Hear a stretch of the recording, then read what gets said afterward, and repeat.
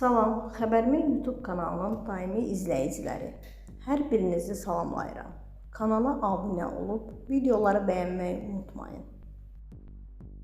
Müğənni Çinarə Məlikzadə ilk dəfə Türkiyə prezidenti Rəcəb Tayyib Ərdoğanın ona dediyi sözü açıqlayıb. Müsavat.com-un xəbərinə görə sənətçi qeyd edib ki, o Türkiyə prezidentinin sevdiyi mahnını ifa edib. Gülüstan sarayında baş tutan tədbirdə "Bana hər şey səni hatırlatıyor" mahnısını oxudum.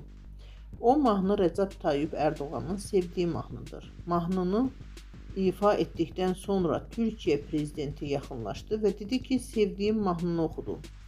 Laçında 28 may Müstəqillik gününə həsr olunmuş konsertdə də ifa etmişdim.